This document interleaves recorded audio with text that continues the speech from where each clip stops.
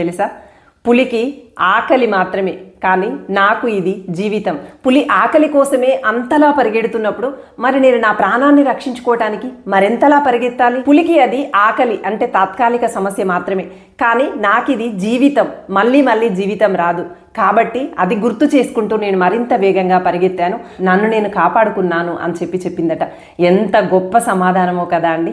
ఇక్కడ పచ్చని అరణ్యము అంటే ప్రశాంతమైనటువంటి మన జీవితము, పులి ఆకలి అంటే మనకు నిత్యం ఎదురయ్యేటువంటి సమస్యలు. ఆ సమస్యలన్నీ తాత్కాలికమైనవే కదండి. లేడీ తన ప్రాణాన్ని తను నిలబెట్టుకోవటానికి ఏ విధంగా పరిగెత్తిందో అలాగే మన జీవితాన్ని మనం సరిగ్గా నిలబెట్టుకోవటానికి ఆ విధంగానే పరిగెత్తాలి. సమస్యను చూసి చిన్నబుచ్చుకొని అక్కడే ఆగిపోతే సమస్యల కబంధ హస్తాలలో ఇరుక్కుపోయి మనం కూడా ఇబ్బందులకు గురి అవుతూ ఉంటాం.